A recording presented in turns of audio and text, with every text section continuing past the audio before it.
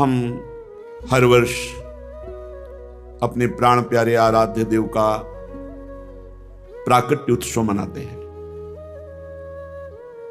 आज करुणानिधान सर्वलोक महेश्वर भगवान परमात्मा परब्रह्म श्री कृष्णचंद्र यह करुणा करके समस्त जीवों को परमानंद प्रदान करने के लिए ही प्रकट हुए। और ये प्राकट्य उत्सव सार्थक तभी हो जो हमारे हृदय में प्रकट हो, मेरे मन में, मेरे प्राणों में, एक एक श्वास में, एक एक नस नाड़ी कृष्ण कृष्ण कृष्ण भगवत स्वरूप हो जाए, हमारे हृदय में प्रभु का अवतार हो, हमारे हृदय में भय प्रगट कृपाला दीन दयाला। तो हमारी जितनी आसुरी प्रवृत्तियां हैं, राक्षसी प्रवृत्तियां हैं, राक्षसी प्रवृत्ति उसे ही कहते हैं स्वसुख वांछा, दूसरों से वस्तु व्यक्ति स्थान से जो सुख भोगने की लालसा है उसे आसुरी प्रवृत्ति कहते हैं। अपने आसु माने प्राण, प्राणों के पोषण के लिए, इंद्रियों के सुख भोगने के लिए जो हमारी वृत्ति है उसे आसुरी प्रवृत्ति कहते हैं। और भगवान का प्रादुर्भाव आसुरी प्रवृत्ति को जड़ मूल से नष्ट कर देता है। हमेशा भगवत चरणारविंद का आश्रय लेकर प्रार्थना करें कि भगवान हमारे हृदय में प्रकट हो और हृदय की समस्त आसुरी वृत्तियों का नाश होकर भगवदाकार वृत्ति हो। यही हमारे जीवन का परम लक्ष्य है। भगवान जो ऐश्वर्यस्य समग्रस्य धर्मस्य यशसः श्रियः ज्ञान वैराग्योश्चैव शरणाम भग इति रणा। ज्ञान शक्ति बलैश्वर्य वीर तेजांश शेषतः भगवत शब्द वाच्यानि बिना हेर गुणादि। भगवान जिनमें 6 भग ऐश्वर्य विराजमान है, समग्र ऐश्वर्य, समग्र धर्म, समग्र यश, समग्र श्री, समस्त ज्ञान और समग्र वैराग्य, उसे भगवान कहते हैं। जिसमें अथाह समुद्र ऐश्वर्य, अथाह समुद्र धर्म, अथाह समुद्र यश, वेद नीति नीति यश गान करते हुए कह रहे हैं। भगवान शेष जी अनंत काल से यश गा रहे हैं पर था नहीं पाए। श्री अगाध लक्ष्मी संपन्न, अगाध ज्ञान, अगाध वैराग्य, वो भगवान है। क्या ज्ञान शक्ति बल ऐश्वर्य वीर तेज, ये क्या भगवान किसी असुर के लिए अवतार लें मारने के लिए? ये तो बात समझ में नहीं आई। भ्रकुटी विलास सृष्टि लय हुई, ऐसे भगवान 10 20 50 100 200 असुरों को मारने के लिए आपको आना पड़े?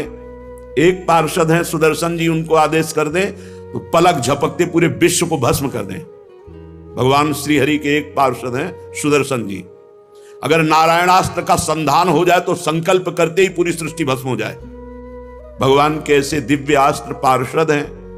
भगवान अवतरित हो कुछ उत्पात मचाने वाले दैत्यों को नाश करने के लिए, एक गौड़ बात है। अनंत बलशाली भगवान अपने भक्तों को सुख देने के लिए अवतरित होते हैं।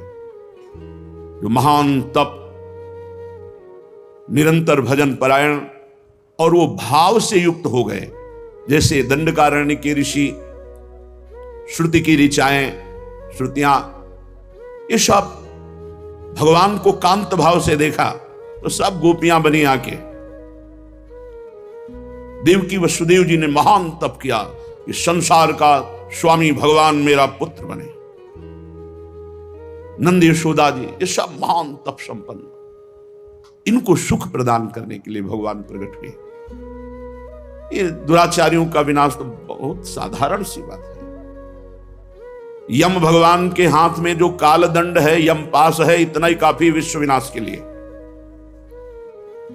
काल दंड का प्रयोग कर दें, कोई ऐसा नहीं जो नष्ट ना हो जाए। भगवान वरुण जी के पास वरुण पास ऐसे दिव्यास्त्र क्षण में नष्ट कर दे पूरी सृष्टि को। भगवान शिव का पाशुपतास्त्र ऐसा है, एक पलक झपकते विश्व का विनाश कर दे। वायुवास्त्र, अग्नेयास्त्र, वरुणास्त्र, ये भगवान को अवतार लेने की जरूरत है। छोटे मोटे छोटे संपूर्ण ब्रह्मांडों सहित भूतल को शेष भगवान अपने फण पर सरसों की दाने की तरह रखे। ऐसे अनंत महिमाशाली भगवान किसी असुर को मारने के लिए केवल प्रकट हो, ये केवल भगवान अपने भक्तों को सुख देने के लिए। जब भक्तों को सताया जाता है, भगवान को असहनीय हो जाता है। जब जब भक्तों को पीड़ा दी गई, भगवान के केवल 1 ही 2 या 24 अवतार नहीं है, लिख नहीं सकते शास्त्रों में इतने अवतार भगवान के। जरूरत पड़ी तो वस्त्रावतार हो गया। कहां 24 अवतारों में लिखा है कि त्रिलोचन जी के यहां नौकर बनेंगे? कहां लिखा है भगवान अवतार लेकर माधवदास बाबा की लंगोटी धोएंगे, पीछे पीछे डोले? अनंत अवतार भगवान के, भक्तों के सुख के लिए। जब कोई भक्तों को पीड़ा पहुंचाता है तो श्री भगवान के लिए ऐसा ही नहीं हो जाता है और भगवान लीला पूर्वक अवतरित होते हो। हम उनकी लीला गायन करके अपने समस्त पापों का नाश करके भगवत प्राप्ति करते हैं। भगवान की प्राप्ति में समर्थ हैं भगवान की लीलाएं। श्री सुखदेव जी कहते हैं कि उस समय की बात है जब लाखों राक्षसों ने, असुरों ने, दैत्यों ने राजाओं का रूप धारण करके पृथ्वी में आतंक मचा रखा था। अहंकार से भरे हुए, बल से भरे हुए पृथ्वी को आक्रांत कर रखा था। आक्रांत पृथ्वी त्राण पाने के लिए रो रही थी।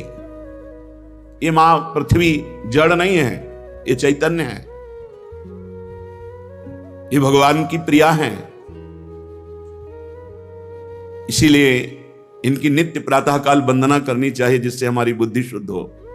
जैसे हम मां की गोद में ही मलमूत्र का त्याग करते हैं तो अपराध नहीं लगता, ऐसे जन्म से लेकर मृत्यु तक हम अपराध करते रहते हैं पृथ्वी मां की गोद में। ये मां चैतन्य है, ये कोई जड़ नहीं। पृथ्वी मां असहनीय हो गया तो गौ का रूप धारण किया और ब्रह्मा जी की शरण में गई। गौ रूपा पृथ्वी जी के नेत्रों से अश्रु प्रवाह हो रहा था और बहुत दुखी होकर के कहा कि जब मेरे ऊपर भक्तों को कष्ट दिया जाता है, धर्मात्माओं को कष्ट दिया जाता है, धर्म की हानि होती है, तो मैं ये नहीं सह पाती हूं। मैं इस समय बहुत दुखी हूं। अपनी सारी गाथा ब्रह्मा जी को सुनाई। गौरभूत्वा श्रुमुखी खिन्ना क्रंदन्ति करुणम विभो उपस्थितांतिके तस्मै व्यसनम स्वमवोचत। सारी बात जब बताई तो ब्रह्मा जी ने भगवान शंकर का ध्यान किया और अन्य अन्य समस्त लोकपाल, देवराज इंद्र, इन सबको बुलाया। तत्काल सब उपस्थित हुए। पृथ्वी को साथ लेकर ब्रह्मा जी, महादेव, समस्त लोकपाल, देवराज इंद्र आदि समस्त देवता क्षीर समुद्र के तट पर जो सबके आराध्य देव हैं, क्योंकि दूसरा कोई ऐसा है ही नहीं जो संपूर्ण पृथ्वी के कष्ट को मिटा सके, सबने प्रार्थना की। तत्र गत्वा जगन्नाथम देवदेवं वृषा कपिम पुरुषम पुरुष सूक्तेन उपतस्थे समाहितः। हे देवताओं के भी आराध्य देव, हे समस्त भक्तों की अभिलाषाओं को पूर्ण करने वाले, अपने शरणागतों के क्लेशों का नाश करने वाले प्रभु, आप हमारे स्वामी हो। और समस्त लोकपाल, देवता, ब्रह्मा जी, भगवान शिव, इंद्र आदि पुरुष सूक्त का स्तवन किया। जो वैदिक सिद्धांत को जानने वाले वो जानते पुरुष सूक्त किसे कहते हैं। इनका श्लोक है, सहस्त्र शीर्षा पुरुषा सहस्राक्षा सहस्रपात सभूमिग्वं सर्वतस्प्रत्वात् तिष्ठत् दशांगुलम् उरुखये वेदग्वं। ऐसे पूरा पुरुष सूक्त गान किया। पुरुष सूक्त गान करने के पश्चात ब्रह्मा जी को समाधि लग गई। समाधि में आकाशवाणी हुई, जो सुना वो ब्रह्मा जी ने कहा, तुम लोग मेरे द्वारा सुनो और अविलंब उसका पालन करो। पृथ्वी, भगवान सर्वांतर्यामी, तुम्हारे कष्ट का पूर्ण उनको पहले से ही पता है। वे ईश्वरों के ईश्वर हैं। सा याव दुर्व्या धर्मीश्वरेश्वर। वो पृथ्वी का भार हरण करने के लिए यदुकुल में जन्म लेंगे, ऐसा आदेश हुआ है। इस बार स्वयं पुरुषोत्तम समस्त अवतारों के अवतारी भगवान पधार रहे हैं और उनकी प्रीतमा की सेवा के लिए समस्त दैवी शक्तियां जन्म ग्रहण करें। वासुदेव कलानंतः सहस्रवदन स्वराट अग्रतो भविता देवो हरे प्रिय चिकीर्षया। स्वयं भगवान पधार रहे हैं, साथ में भगवान की अनंत महिमा से युक्त शेष जी भी पधार रहे हैं, जो बड़े भाई के रूप में अवतार ग्रहण करेंगे। वसुदेव गृहे साक्षात भगवान पुरुषा परः जनिष्यते तत्प्रियार्थम संभवन्तु सुर स्त्रिया। देवांगनाएं दैवी शक्तियां अवतार लें उनकी प्रिया की सेवा के लिए। इस बार स्वयं परब्रह्म परमात्मा सबके अवतारी भगवान वसुदेव गृहे साक्षात भगवान पुरुषा परा, साक्षात स्वयं पुरुषोत्तम भगवान पधार रहे हैं। विष्णु और माया भगवती यया सम्मोहितम जगत आदिष्टा प्रभुणांशेन कार्यार्थे संभविष्यति। भगवान की वो ऐश्वर्यशालिनी माया जिसने सारे जगत को मोहित कर रखा है, भगवान की आज्ञा से भगवान के लीला कार्य को संपन्न करने के लिए वो भी अवतार ग्रहण कर रही है। प्रजापतियों के स्वामी भगवान ब्रह्मा जी ने देवताओं को इस प्रकार आज्ञा की, पृथ्वी को ढांढस बंधाया, सब भगवान को नमस्कार करके अपने अपने धाम को आ गए। ये उस समय की बात है जब यदुवंशी राजा शूरसेन माथुर मंडल सूरसेन मंडल का मथुरापुरी में रह करके शासन करते थे। ये मथुरा समस्त यदुवंशी नरपतियों की राजधानी थी। मथुरा में सदैव भगवान की उपस्थिति पाई गई है। मथुरा भगवान यत्र नित्यम सन्निहितो हरि। हमारी वाणी जी में मथुरा नित्य कृष्ण को वास, निष्दिन श्याम न छाणत पास, ताव सकल लीला कही। मथुरापुरी में भगवान श्री हरि, मथुरा भगवान यत्र नित्यम सन्निहितो हरि, निरंतर भगवान की उपस्थिति पाई जाती है। मथुरा में सूर्य के पुत्र वसुदेव जी का विवाह देवकी जी के साथ हुआ। ये उस समय की बात है जब नवविवाहिता पत्नी देवकी को रथ पर विराजमान करके वसुदेव जी ले जा रहे थे। कंस बड़ा बलवान, स्वभाव में धूर्तता, वसुदेव जी से कहा मैं रथ हाँकूंगा, मेरी बहन है, और रथ के घोड़ों की लगाम पकड़ ली, स्वयं रथ हाँकने लगा। सैकड़ों सोने के बने हुए रथ चल रहे थे साथ में। देवकी के पिता थे देवक, अपनी पुत्री पर उनका बड़ा प्रेम था। देवकी जी को विदा करते समय उन्होंने स्वर्ण के हारों से अलंकृत 400 हाथी, 15,000 घोड़े, 1800 रथ और सुंदर सुंदर वस्त्राभूषणों से विभूषित 200 सुकुमारी दासियां दी। विदाई का समय वर वधू के मंगल के लिए एक साथ शंख, तुरही, मृदंग, दुंदुभियां, जय जयकार, रथ चल पड़ा। जिस समय घोड़ों की लगाम पकड़कर कंस रथ हाँक रहा था, उसी समय स्पष्ट आकाशवाणी हुई, अरे मूर्ख, जिसको तू रथ में बैठाल कर लिए जा रहा है उसकी 8वें गर्भ की संतान तुझे मार डालेगी। वैसे ही धूर्तता थी, आसुरी प्रवृत्ति। पथि प्रग्रहिणम कंस माभास्याः शरीरवाक् अस्यास्त्वाम अष्टमो गर्भो हंतायाम वहसे बुध। ऐ मूर्ख, जिसे तू बड़े प्यार से रथ में बैठाल कर ले जा रहा है, उसकी 8वीं संतान तुझे मार डालेगी। इत्युक्ता सा खलः पापी भोजानाम कुल पांशुनः। पापी स्वभाव, दुष्टता की सीमा नहीं रही। भोजवंश का कलंक। आकाशवाणी सुनते ही कूद पड़ा रथ से, तलवार खींच ली और बाल पकड़े देवकी के, मारने को उद्यत हो गया, गला काटने को। क्रूर तो था ही, पापी स्वभाव तो निर्लज्ज। ये देखकर दौड़ पड़े महात्मा वसुदेव जी और हाथ पकड़ लिया। वसुदेव जी ने कहा, राजकुमार राजकुमार, ये आपके लिए उचित नहीं है। श्लाघनीय गुणः सूरैर भवान भोज यशस्करः सा कथम भगनीम हन्यात स्त्री मुद्वाह पर्वणि। अरे आप तो महाबलवान हैं, आप भोजवंश के होनहार वंशधर हैं, अपनी कुल कीर्ति को बढ़ाने वाले हैं, बड़े बड़े वीरों की सभा में आपका गुणगान होता है। यह निंदनीय कार्य आपको शोभा नहीं देता। पहले तो बहन, दूसरे स्त्री, तीसरे अभी अभी विवाह हुआ, आप कैसे मार सकते हैं? बीरवर वसुदेव जी बड़े ज्ञानी महात्मा है। ऐसी स्थिति में साम दाम दंड भेद जैसे भी बचे, प्राणों को बचाना चाहिए। विनय कर रहे हैं, यद्यपि अंदर से बहुत बुरा लग रहा है ऐसे पापी पुरुष की विनय करना, पर इस समय बचाना है देवकी जी को। कहा, वीरवर आपके द्वारा यह उचित नहीं।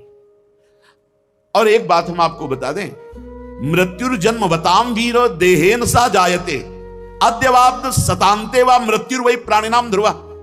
आज हो या 100 वर्ष के बाद हो, मृत्यु जन्म लेते ही पीछे पड़ जाती है और उसका नाश निश्चित करती है।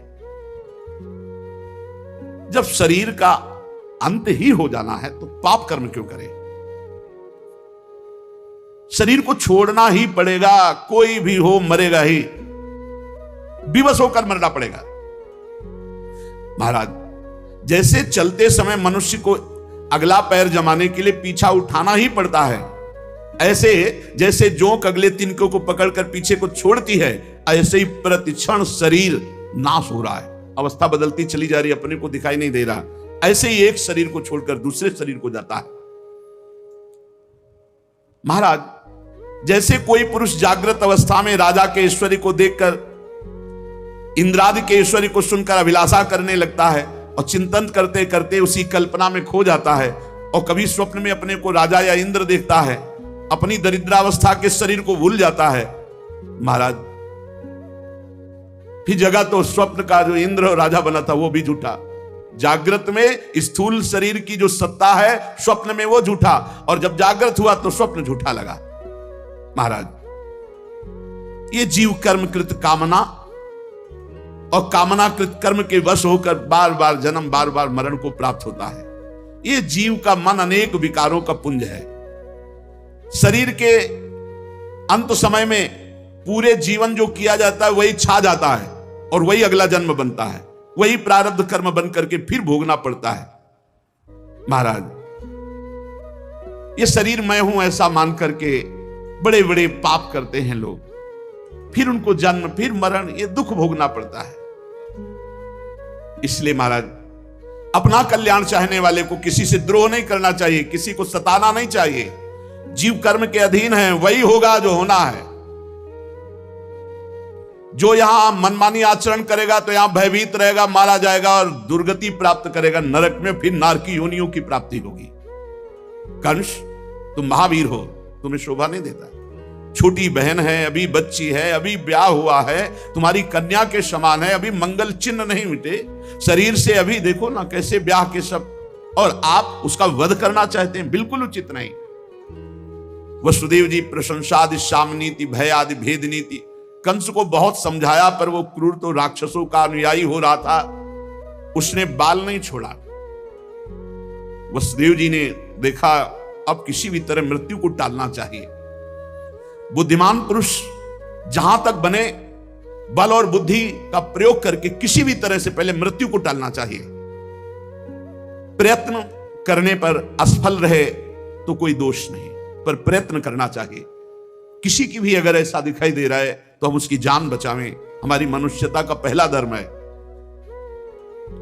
इसलिए इस मृत्यु रूप कंस को पुत्र दे देने की प्रतिज्ञा करूं और मैं देवकी को बचा लूं। यदि मेरे लड़के होंगे तब ये कंस स्वयं पता नहीं मर जाएगा, बचेगा कि नहीं बचेगा, क्या होगा। संभव उल्टा हो, आकाशवाणी ने कहा मेरा लड़का मारा तो मारेगा, पक्का मारेगा। विधाता के विधान को कोई टाल थोड़ी सकता है। इसलिए इस समय मुझे देवकी को बचाना चाहिए। अपनी बुद्धि के अनुसार ऐसा निश्चय करके हाथ जोड़कर कहा, महाराज आप बड़े वीर हैं, बड़े पराक्रमी हैं, बड़े प्रशंसनीय हैं। यद्यपि वसुदेव जी के हृदय में बिल्कुल पीड़ा हो रही थी कि ऐसे नीच की प्रशंसा नहीं करनी चाहिए, ये बड़ा क्रूर निर्लज्ज है और मुझे इसकी प्रशंसा करनी पड़ रही बनावटी शब्दों से। क्योंकि शाम नीति कहती है किसी के प्राण बचाना है तो उस समय दाम नीति धन दे करके, भय दिखाकर, भेद दिखाकर किसी तरह प्राणों की रक्षा करनी चाहिए। अंदर हृदय जल रहा है पर मुख से बनावटी हंसी हंसते हुए कहा, आपको देवकी से तो कोई भय है नहीं। आकाशवाणी ने तो पुत्र से कहा, वो भी 8वें। सो मैं प्रतिज्ञा करता हूं 8वां क्या, हर पुत्र लाके आपको दे दूंगा। परीक्षित, कंस जानता था वसुदेव जी प्राण दे सकते हैं पर वचन झूठे नहीं। वसुदेव जी सत्य वचन बोलते हैं, वो अपने प्राण दे सकते हैं पर अपने वचन झूठे नहीं कर सकते। और उसने भी विचार किया कि युक्ति संगत बात है, हमारे मृत्यु का कारण 8वीं संतान है, ना कि देवकी। अब उसने केस छोड़ दिया। वसुदेव जी बहुत प्रसन्न हुए, बार बार उसकी प्रशंसा की और घर चले आए। देवकी जी बड़ी सती साध्वी थी, समस्त दैवी शक्तियां देवकी जी में वास कर रही थी। समय आने पर देवकी जी के गर्भ से एक एक पुत्र प्रकट हुआ, एक एक वर्ष के अंतराय में। पहले पुत्र का नाम था कीर्तिमान। एक एक कदम पे बड़ा कष्ट हो रहा था कंस की तरफ ले जाते हुए कीर्तिमान पुत्र को, क्योंकि पता था जाते ही मार देगा। ऐसा करते समय उन्हें बड़ा कष्ट हो रहा था, परंतु सत्य प्रतिज्ञ महापुरुषों को अपने वचन झूठे होने में जो कष्ट होता है उससे बड़ा कोई कष्ट नहीं। इसलिए अपने वचनों की रक्षा के लिए सत्यसंध पुरुष बड़े से बड़ा कष्ट सह लेता है। जाकर कंस के सामने कीर्तिमान को रखने, ये प्रथम पुत्र। और शांत कंस ने देखा कि पुत्र के जीवन और मृत्यु में समान भाव वसुदेव जी का, ये तो सत्य में पूर्ण निष्ठावान है। बहुत प्रसन्न हुआ और हंसकर बोला, वसुदेव जी ये नन्हे नन्हे सुकुमार है, क्या मुझे मारेंगे। आकाशवाणी ने तो कहा था देवकी के 8वें गर्भ से जो संतान उत्पन्न होगी वही मेरी मृत्यु का कारण होगी। तो मुझे प्रथम से 7 तक से कोई मतलब नहीं, 8वीं। लौट करके तो चले पर प्रसन्नता नहीं थी कि दुष्ट है, पता नहीं कब किस समय इसकी बुद्धि बदल जाए। बालक को लौटकर वापस लाए। इधर भगवान देवर्षि नारद जी पहुंच गए और कहा, कंस एक कमल लिया जो 8 दल का था। कहा जरा गिनो इसमें 8वां कौन है। ये 8वां। हम कह रहे हैं यहां से शुरू करो, वो 8वां, यहां से शुरू करो। हर दल से गिनवाया तो हर 8वां हुआ। बोले देवताओं के चक्र को तुम नहीं जान सकते, कौन सा 8वां है। और सुनो, ये ब्रज में जो नंदगोप हैं और ये जो वसुदेव देव की वृष्णिवंशी हैं, ये कोई साधारण नहीं, ये सब दैवी शक्तियां हैं, सब बड़े बड़े देवता हैं। तुम्हारी सेवा में जो है ये सब देवता छुप करके हैं। और बतलाया कि दैत्यों के कारण पृथ्वी का भार बढ़ गया है और तुम्हारे वध की और सब दैत्यों के वध की पूरी तैयारी चल रही है। अच्छा अब देख लेना, तुम्हें जैसा समझ में आए, हम तो जा रहे हैं। आग लगा दी। क्यों? क्योंकि ये पापी दया करेगा तो भगवान के अवतार में विलंब हो जाएगा। ये जब और पाप करेगा तो भगवान बहुत शीघ्र अवतरित होंगे। कंस को निश्चय हो गया कि अरे तो सब मेरे मारने का विधान बनाया जा रहा है। कमल में हर पंखुड़ी 8वीं थी, तो पता नहीं कौन सा पुत्र 8वां हो। मेरे मारने वाला तो भगवान ही होगा, दूसरा तो कोई होगा नहीं। और वो किस में आ जाए, किस रूप में, पहले में कि दूसरे में कि तीसरे में। वसुदेव देवकी के लिए आदेश किया, तत्काल हथकड़ी बेड़ियों से जकड़ करके इनको कैद खाने में डाल दिया जाए और बहुत ही कठोर पहरा लगा दिया जाए। और जो पुत्र कीर्तिमान था मंगवाया, तुरंत उसे मार डाला। वर्ष वर्ष में जो संतान होती मारता गया, उसे हर बार शंका बनी रहती, पता नहीं वो भगवान किन बालक के रूप में प्रकट हो जाए। परीक्षित, पृथ्वी में यह बात प्रायः देखी जाती है कि अपने प्राणों का ही पोषण करने वाले जो लोभी लोग होते हैं, वो चाहे राजा हो चाहे कोई भी हो, वो अपने स्वार्थ की पूर्ति के लिए माता पिता भाई बंधु किसी की भी हत्या कर सकते हैं। माता की, पिता की, भाई की, बंधु की, मित्रों की, इष्ट की, किसी की भी। ऐसे स्वार्थी पुरुषों से कभी मित्रता नहीं रखनी चाहिए, नहीं हानि ही होती है। और कंस को पूर्व जन्म की स्मृति थी कि वो महान बलशाली भयंकर कालनेमी राक्षस असुर था, और उसमें भी भगवान ने, विष्णु भगवान ने मारा था कालनेमी को। अब वो समझ गया कि भगवान ही अवतार ले रहे हैं मेरे मारने के लिए, तो उसने यदुवंशियों से घोर विरोध ठान लिया। बड़ा बलवान था, रौंद दिया। यदु भोज अंधक वंश के अधिनायक अपने पिता को बंदी बनाकर कैद खाने में डाल लिया और सूरसेन का स्वयं राजा बन बैठा। कंस बड़ा बलशाली था, उसके बल से प्रभावित होकर जरासंध ने संबंध अपनी पुत्रियों का ब्याह कर दिया। अब तो और बल। फिर प्रलंबासुर, बकासुर, चाणूर, तृणावर, तघासुर, मुष्टिकासुर, अरिष्टासुर, द्विविद, पूतना, केसी, धेनुकासुर, बाणासुर, भौमासुर, ये सब मित्र हो गए कंस के। अब तो एक छत्र भूमंडल पर शासन। यदुवंशियों को जहां कोई दिखाई दे उनको नष्ट कर देना। छुप करके कुरु, पांचाल, कैकेय, साल्व, विदर्भ, निषद, विदेह, कौशल आदि देशों में भाग गए यदुवंशी और अपने को छुपाकर भेष बदलकर वहां रहने लगे कंस के भय से। कुछ लोग जो बड़े प्रवीण थे वो कंस के आगे हाथ जोड़ करके उनके सेवक बन करके उनके मन के अनुसार चलने लगे। जब कंस ने एक एक करके देवकी जी के 6 बालक मार डाले, तब देवकी के 7वें गर्भ में भगवान के अंश स्वरूप अनंत महिमा, अनंत बलशाली भगवान शेष जी पधारे देवकी जी के गर्भ में। रामावतार में थोड़ी दिक्कत महसूस हुई लक्ष्मण जी को। जहां कुछ बात आती प्रभु के विरुद्ध तो सह नहीं पाते, और जहां उठने की कोशिश करते वहीं केवल इतनी बात कह दी विदेहराज जनक ने कि अब अगर हम ऐसा जानते कि पृथ्वी में कोई ऐसा वीर ही पैदा नहीं हुआ जो अजगरों को उठा लेता, तो मैं प्रतिज्ञा ही नहीं करता। लक्ष्मण जी ने आदेश नहीं लिया था, कूद पड़े और कहा तुम कैसी बात बोल गए विदेहराज जनक, जहां रघुवंश मणि भगवान श्री राम विराजमान है वहां तुमने ऐसी बात कर दी। अरे पूरे ब्रह्मांड को उठाऊं, सैकड़ों योजन दौड़ करके ले जाऊं और कच्चे घड़े की तरह तोड़ दूं, इस पुराने पिनाक की क्या बात कर रहे हो? इसे तो कमल नाल की तरह अभी तोड़ दूं, भगवान का आदेश किया। भगवान बैठ जाओ। जे ही कोल भीलो ने बताया, महाराज चक्रवर्ती सम्राट महाराज दशरथ की संपूर्ण सेना और भरत शत्रुघ्न, हाथी घोड़े रथ रब्बास।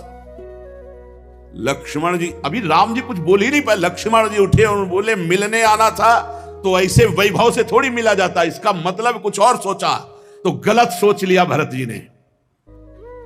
तत्काल प्रत्यंचा खींच ली और कहा आज मैं दिखाऊंगा कि भगवान के दासत्व में कितनी बल है। भगवान श्री राम को चुप चुप शांत हो जाओ, तुम क्या समझते हो अयोध्या का राज्य भरत के मन में लोभ पैदा कर सकता है, कहीं क्षीर समुद्र में खटाई फाड़ सकती है क्या?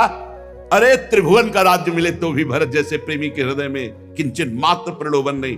अरे माताएं आ रही इसलिए, पूरी प्रजा आ रही, पूरी सुरक्षा है इसलिए। तब लक्ष्मण जी, कई जगह ऐसा होता जहां वो भगवान की सेवा के लिए उठते। इस बार का नहीं महाराज, आप बड़े नहीं बनोगे, बड़े हम बनेंगे और अपनी मन की बात करेंगे। तो भगवान शेषा बहुत प्यार करते हैं, बहुत प्यार करते हैं भगवान श्री हरि को, अपनी गोद में शयन कराते हैं। गौर वर्ण के, ये गौर श्याम जोड़ी ही है। शेष सैया पे हैं तो कर्पूर की तरह गोरे हैं शेष भगवान, कोई काले नहीं है। और श्याम वर्ण के भगवान उन पे शयन करते हैं। जब अवतार लेते हैं तो गौर श्याम जोड़ी ही रहती है। अगर बड़े भाई के रूप में होते तो राम जी को रोक देते, वनवास नहीं जाने देते, पर बड़े राम जी थे। इस बार बड़े भाई बन के आए, अपने प्रभु को सुख प्रदान करने के लिए आज्ञा करूंगा। नहीं, ऐसा नहीं, तो मानना पड़ेगा आज्ञा। अनंत भगवान जब 7वें गर्भ के रूप में देवकी के उदर में पधारे, बड़ा आनंद। पर देवकी जी को लगा कि कंस इसे भी मार डालेगा, इसलिए वो रुदन करने लगी। विश्वात्मा भगवान ने देखा कि माता को बहुत दुख है और यदुवंशियों को कंस सताए ही जा रहा है, तो अपनी योग माया का स्मरण किया और योग माया को आदेश किया, देवी कल्याणी तुम ब्रज में जाओ, वह प्रदेश ग्वालों और गौओं से सुशोभित है। वहां नंद बाबा के गोकुल में वसुदेव जी की पत्नी रोहिणी गुप्त रूप से निवास कर रही। उनकी और भी पत्नियां कंस के डर से गुप्त स्थानों में रह रही।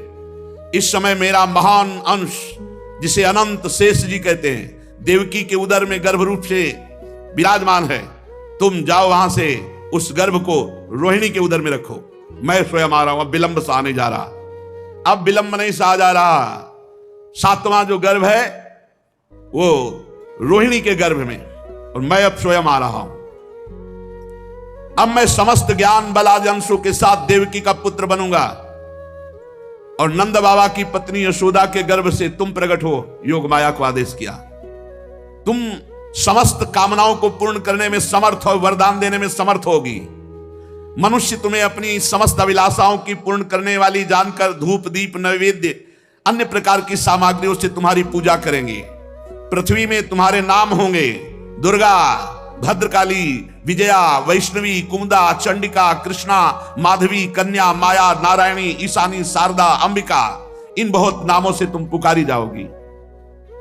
कुमुदा, चंडिका, कृष्णा, माधवी, कन्यकेति च, माया, नारायणी, सानी, शारदेत्यंबिकेति च। और देवकी के गर्भ में से खींचे जाने के कारण शेष जी को संकर्षण नाम से पुकारा जाएगा। लोक रंजन करने के कारण राम, और बलवानों में महान बलशाली होने के कारण बलराम कहे जाएंगे, बलभद्र कहे जाएंगे।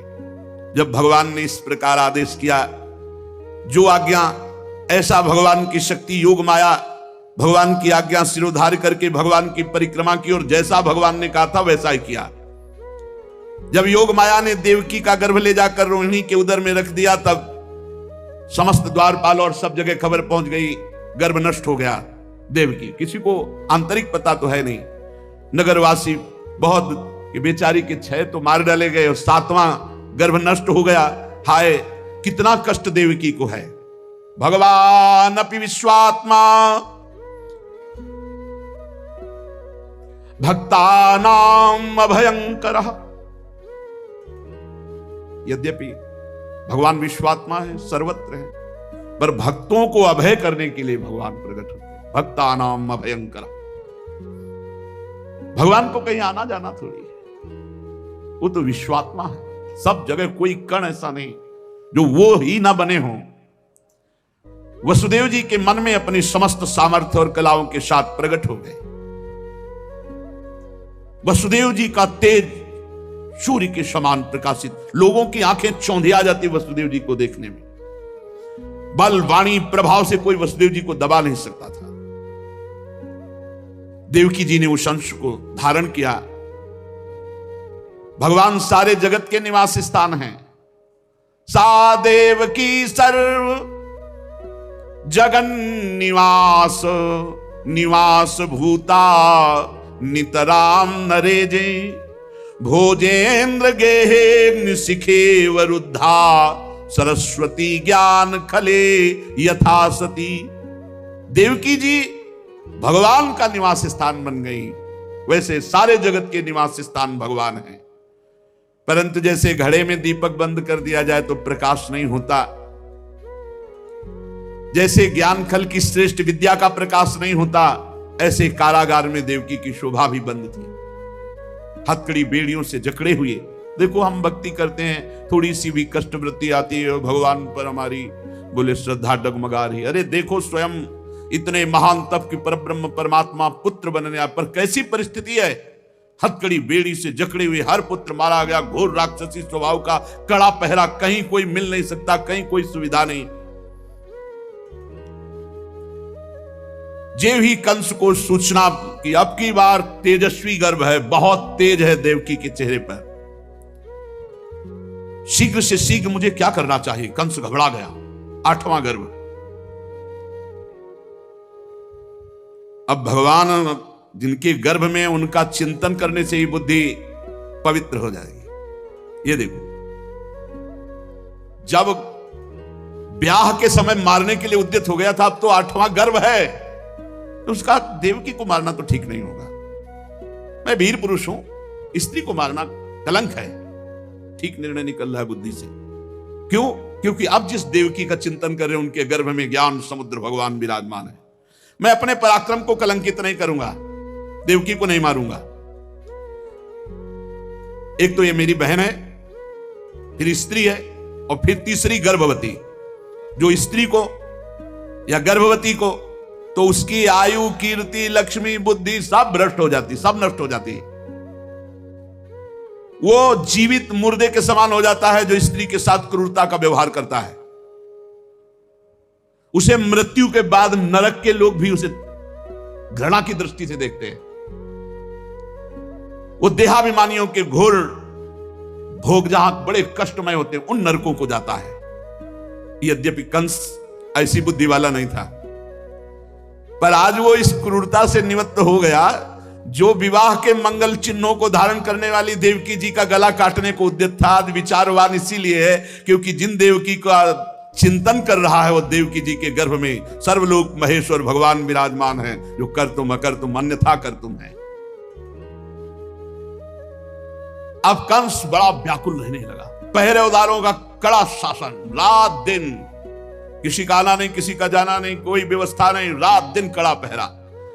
और कंस रात दिन उठते बैठते चलते फिरते बस यही कि कान में आवाज आने वाली है कि जन्म हो गया। जहां पड़ती लगता भगवान आ गए। कोई आता, महाराज एकदम कांप जाता, मानो सूचना ही देने वाले, एकदम भयभीत होकर भगवान के चिन्ह। बड़े भाग्यशाली हैं जिनका भय से ही सही भगवान में चित्त जुड़ा है। आसीनः शं विसंस्तिष्ठन् भुंजानः पर्यटन् महीम् चिंतयानो हृषीकेश मपश्यत् तन्मयम् जगत। कितनी ऊंची स्थिति कंस की हो गई। आसीना, बैठा है, खाता पीता सोता जागता चलता फिरता हर समय श्रीहरि, कुछ खड़कता श्रीहरि। बोले चिंतयानो हृषीकेश मपश्यत् तन्मयम् जगत। ऐसा गाढ़ चिंतन भगवान का क्यों, जिधर देखता भगवान नहीं नजर आते। अब जो ही भगवान शंकर ब्रह्मा आदि बड़े बड़े लोकपालों ने देखा ईश्वर कोटि के कि भगवान पधारे देवकी जी के गर्भ में, तो सब कंस के कैद खाने में आए। नारद आदि और भी बड़े ब्रह्म ऋषि सब भगवान की स्तुति कर रहे हैं देवकी जी की तरफ नमस्कार मुद्रा में, और सब भगवान की स्तुति कर रहे हैं। सत्यव्रतम सत्य परम त्रिसत्यम सत्यस्य योनिं निहितं च सत्ये सत्यस्य सत्यमृत सत्य नेत्रम सत्यात्मकं त्वां शरणं प्रपन्नाः। हे प्रभु, आप सत्य संकल्प हैं, सत्य ही आपकी प्राप्ति का श्रेष्ठ साधन है। सृष्टि के पूर्व और प्रलय के पश्चात संसार की स्थिति के समय इन असत्य अवस्थाओं में भी आप सत्य हैं।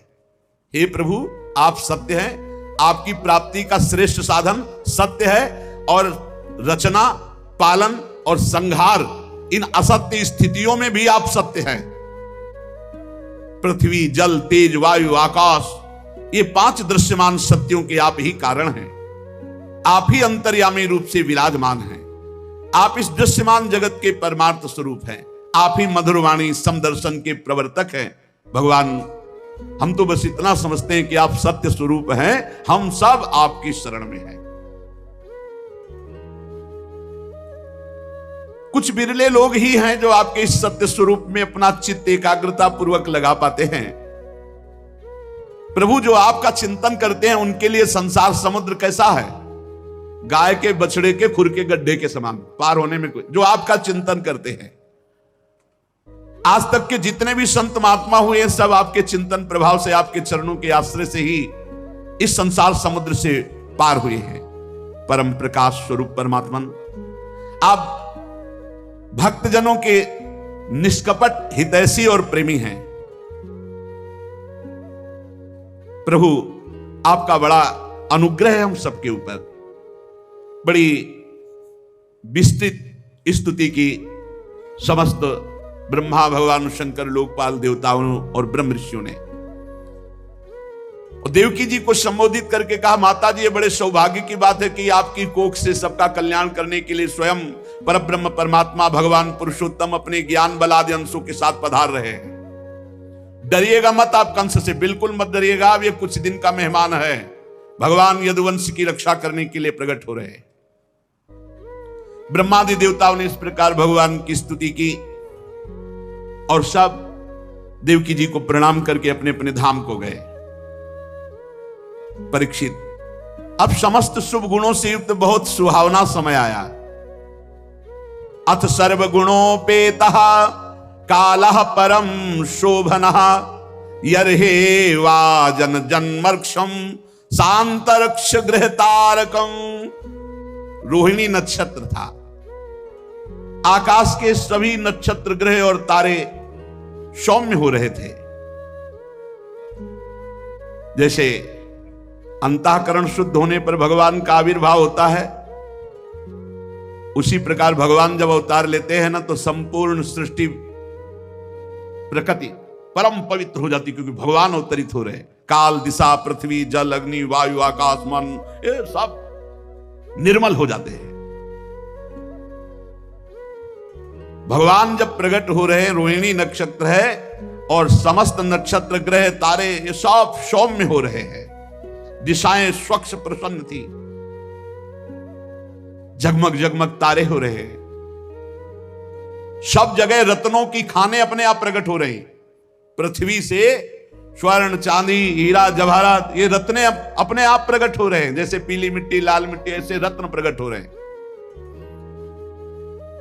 हीरे आदि की खाने मंगलमय प्रकाश करती हुई नीचे से प्रकट हो रही। नदियां एकदम जल निर्मल। रात्रि के समय भी सरोवर कमल खिल गए।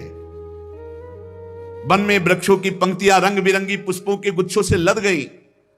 पक्षी चहकने लगे, भौरे गुंजार करने लगे। वो वायु सुख स्पर्शा पुण्य गंधवा शुचि अग्न्यस्त द्विजाति नाम शांतस्तत्र समिंधति। उस समय परम पवित्र शीतल मंद सुगंध वायु लोगों को सुख दान करती हुई बह रही।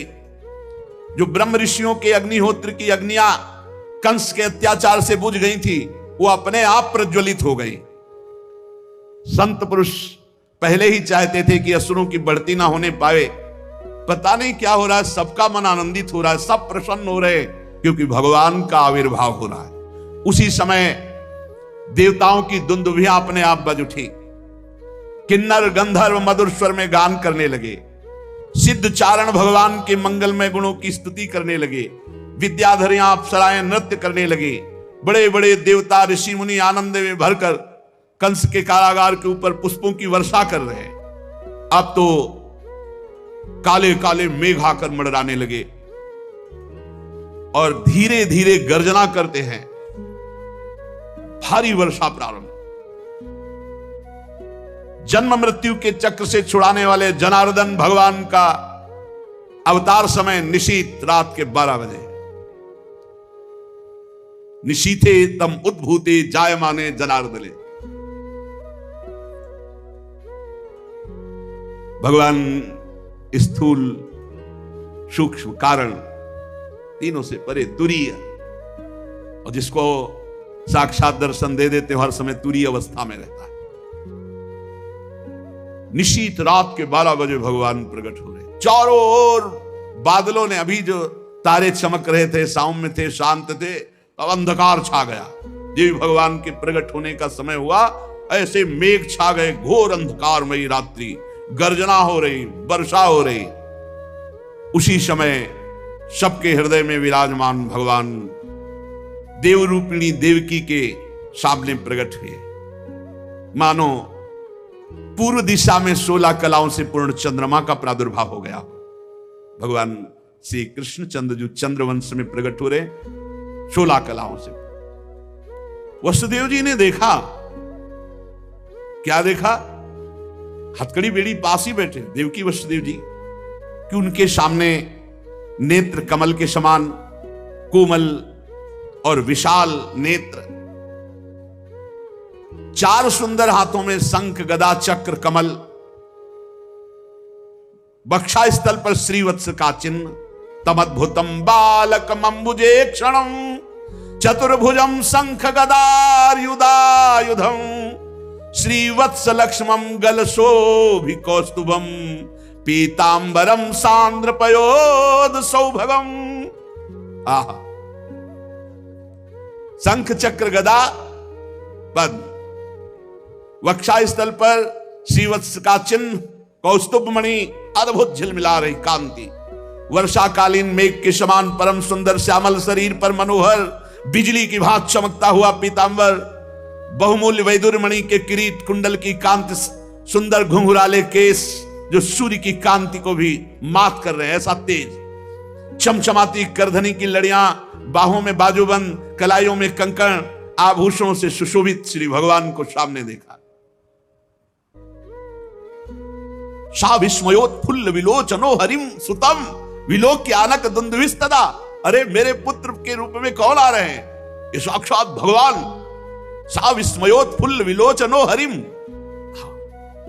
वसुदेव जी ने प्रफुल्लित होकर देखा, मेरे भगवान आ रहे। असीम आश्चर्य, रोम रोम परमानंद में डूब गया। भगवान पधारे, जन्म जन्म की अब आस पूर्ण हुई। भगवान को मेरे पुत्र बनेंगे। उसी समय संकल्प किया, इस समय तो मेरे हाथ और पैर हथकड़ी और बेड़ियों से जकड़े हुए हैं, मैं 10,000 गायों का संकल्प करता हूं पुत्र प्रकट होने के महोत्सव में। भगवान श्री कृष्ण पूरा सूतिकाग्र है, श्याम वर्ण से प्रकाशित हो रहा है। वसुदेव जी ने अब निर्भय होकर के, अरे स्वयं परमात्मा पुत्र बनने आए हैं, अपनी बुद्धि स्थिर की और भगवान के चरणों में सिर झुका करके स्तुति करने लगे।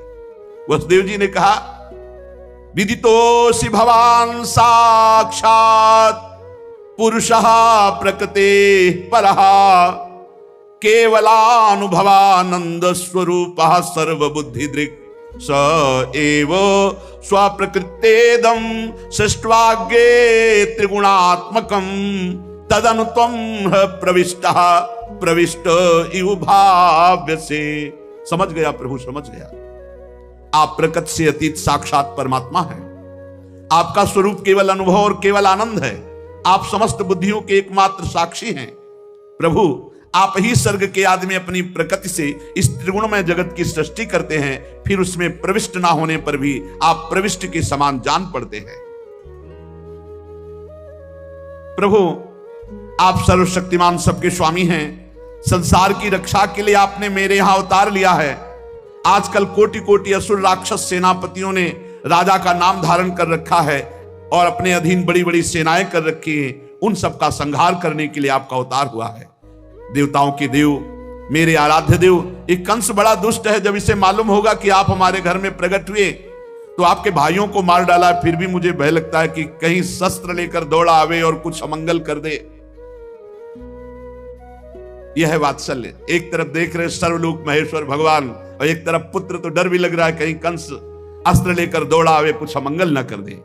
जब देवकी जी ने देखा मेरे पुत्र के रूप में तो पुरुषोत्तम भगवान, तो कंस से जो बहुत भय था कुछ भय रह गया। भय तो है। और बड़े पवित्र भाव से मुस्कुराती हुई कहा, प्रभु, जैसा वेदों में आपका स्वरूप सुना वो अव्यक्त सबका कारण बताया गया, ब्रह्म बताया गया, ज्योतिष स्वरूप बताया गया, लेकिन आप ही हैं अनिर्वचनीय, निष्क्रिय, विशुद्ध सत्ता के रूप में। और वो आज आप मेरे सामने प्रकट हो गए।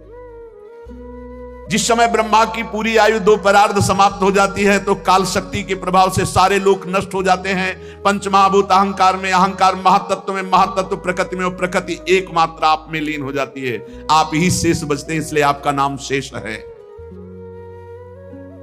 प्रभु आप भक्त भय आ रही है, हम लोगों को इस दुष्ट कंस से बहुत ही भय लग रहा है, आप हमारी रक्षा कीजिए।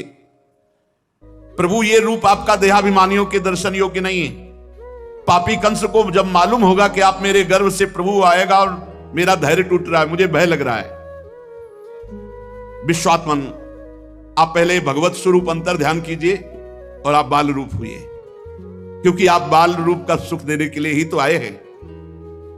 श्री भगवान ने कहा, देवी स्वयंभू मनवंतर में जब तुम्हारा पहला जन्म हुआ था उस समय तुम्हारा नाम था प्रश्नी और ये वसुदेव श्रुतपा नाम के प्रजापति थे। तुम दोनों के हृदय में बड़े ही शुद्ध भाव थे। जब ब्रह्मा जी ने तुम दोनों को संतान उत्पन्न करने की आज्ञा दी तब तुम लोगों ने इंद्रियों का दमन करके उत्कृष्ट तपस्या की। तुम दोनों ने वर्षा, वायु, घाम, शीत, उष्ण आदि काल के विभिन्न गुणों को सहन किया और प्राणायाम के द्वारा अपने मन के मल को धो डाला। तुम दोनों ने सूखे पत्ते खाकर फिर हवा पीकर केवल तपस्या की। अभीष्ट वर प्राप्त करने की इच्छा से मेरी आराधना की। कितना कठिन तप, मुझ में चित्त लगाकर ऐसा परम दुष्कर घोर तप करते हुए देवताओं के 12,000 वर्ष व्यतीत हो गए। सूखे पत्ते और फिर उन्हें भी छोड़ दिया, हवा वायु केवल 12,000 वर्ष देवताओं के। पुण्यमयी देवी उस समय में तुम दोनों पर प्रसन्न हुआ, क्योंकि तुम दोनों तपस्या, श्रद्धा, प्रेममयी भक्ति से अपने हृदय में नित्य निरंतर मेरी भावना की थी। जैसा मैं आज तुम्हारे सामने प्रकट हुआ हूं ऐसा उस समय भी प्रकट हुआ था और तुमसे कहा वरदान मांगो। तब तुम दोनों ने कहा आप जैसा पुत्र मुझे चाहिए। हो, मेरे जैसा तो सिर्फ मैं ही हूं, तो मेरे जैसा पुत्र, तो मैंने ये वरदान दिया कि मैं ही स्वयं तुम्हारा पुत्र बनकर आऊं। ये छोटी मोटी तपस्या का फल नहीं है, आप देख लीजिए। अगर आप जीवन भर रामकृष्ण हरि भगवान नाम जपते हुए भगवत प्राप्त हो जाते तो कितना सरल है, कितना सरल है। इसीलिए धन्य है ये कलयुग जो कम समय में भगवत प्राप्ति, केवल भगवान नाम जप और थोड़ा सा केवल पापाचरण से अपने को बचा लो तो भगवत प्राप्ति हो जाएगी। हे माताजी, मैंने देखा कि संसार में शील, स्वभाव, उदारता, अन्य गुणों में मेरे जैसा कोई नहीं, इसलिए मैं ही तुम्हारा पुत्र हुआ। मैं ही प्रश्न गर्भ से, वामन रूप से, और इस समय तुम देव की वसुदेव हुए तो वासुदेव के रूप से। एक बार मैं वचन बोलता हूं उसे 3 बार पूरा करता हूं, ये भगवान का है। मेरी वाणी त्रिकाल सत्य है। एक बार तुमने मांगा पुत्र तो प्रश्नी गर्भ, वामन रूप और इस समय वासुदेव रूप, कश्यप आदित्य के रूप में वामन रूप। और मैंने ये रूप इसलिए प्रकट किया कि जब मैं अवतार लेकर मनुष्य शरीर में लीला करूंगा तो मुझे पहचान पाना बहुत कठिन है। इसलिए तुम लोग ध्यान रखना मैं कौन हूं। ये खास बात, एक खास बात ध्यान देने योग्य बात है। भगवान कह रहे हैं कि तुम दोनों मेरे प्रति पुत्र भाव और निरंतर ब्रह्म भाव रखना। युवाम माम पुत्र भावेन ब्रह्म भावेन चासकृत चिंतयंतो कृत स्नेहो या से थे मदगतिम पराम। तब तुम मेरे परम पद को प्राप्त होगी। चिंतनीय कौन है गोपाल जी, कौन है लाल जी? कह रहे तुम मेरे प्रति पुत्र भाव और निरंतर ब्रह्म भाव, इस प्रकार के चिंतन द्वारा तुम मेरे पद को, मेरे प्रिया प्रीतम है कौन?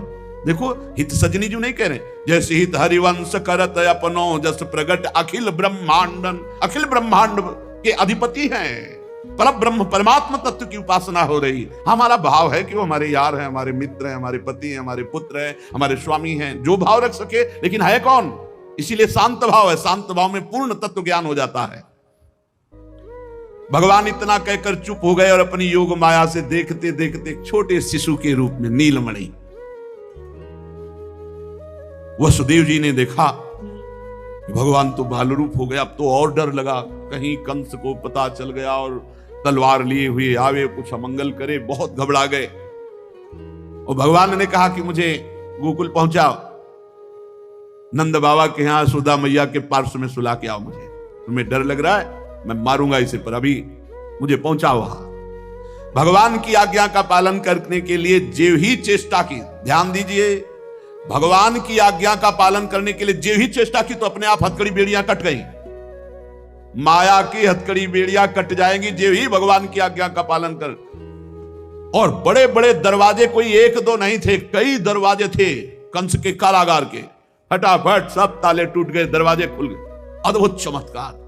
और जितने पहरेदार घोर राक्षसी स्वभाव के, जिंदा खा जाए ऐसे पहरेदार थे, सब मूर्छित घोर निद्रा में। अब हथकड़ी बेड़ी कट गई, लाला को लेकर के चले।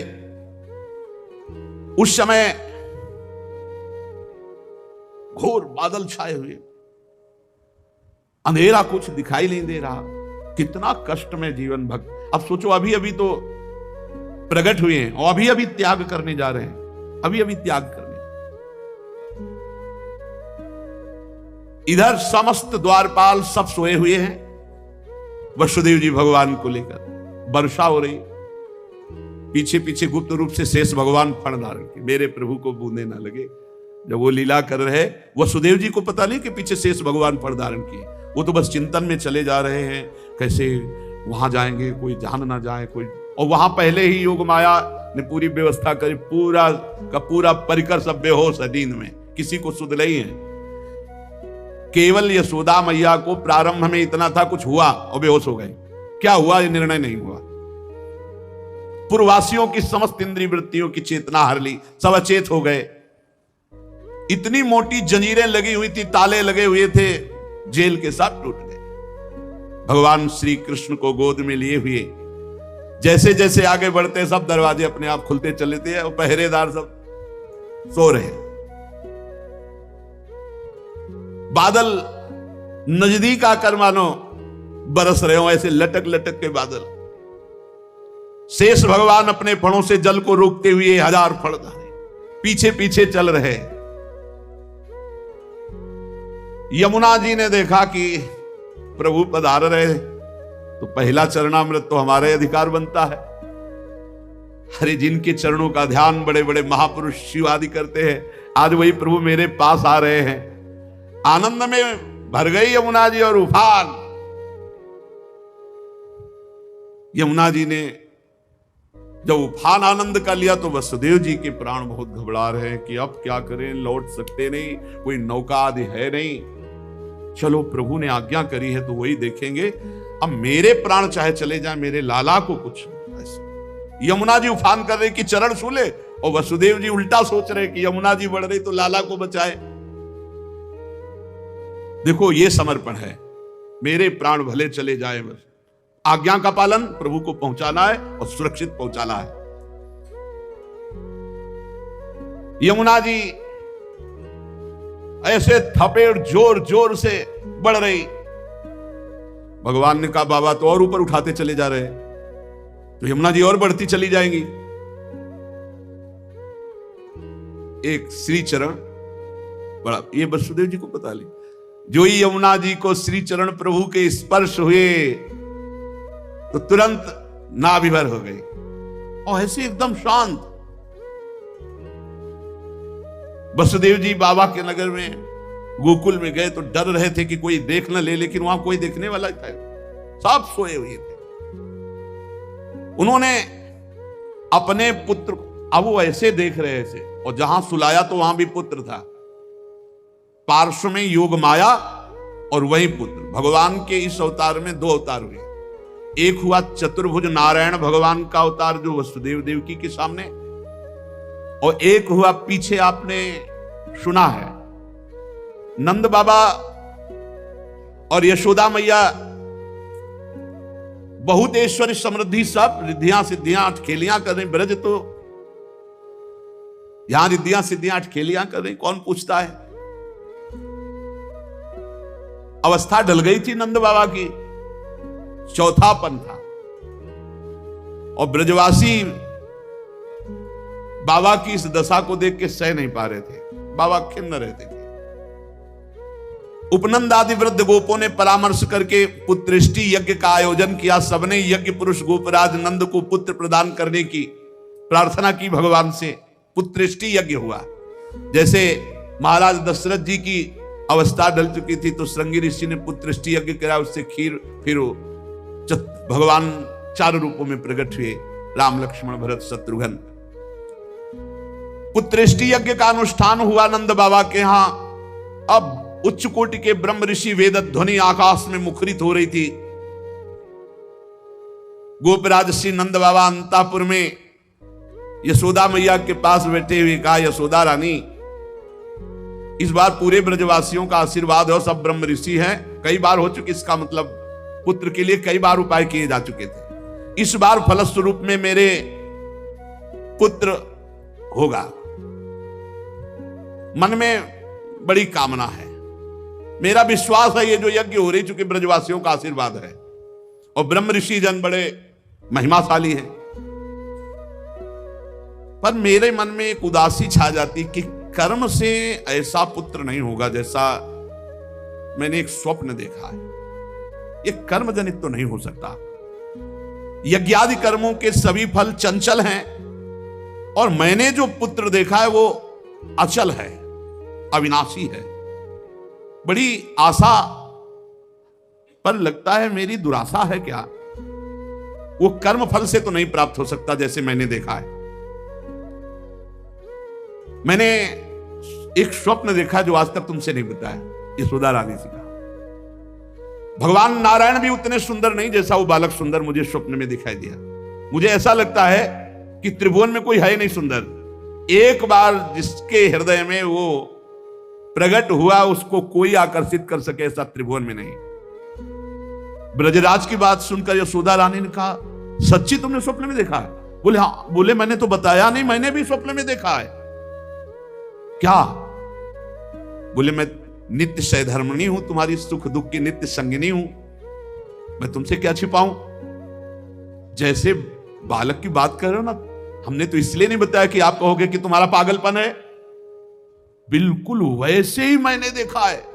श्यामस चंचल चारु दीर्घ नयनो बालस्तवांक स्थले दुग्धोद्गारि पयोधरे स्फुटमसौ क्रीडन मया लोक्यते स्वप्नस्तत् किमुजागरः किमथ वेत्ते तन्न निश्चीयते सत्यम ब्रूहि सधर्मिणी स्फुरति किम सोयम तवाप्यंतरे।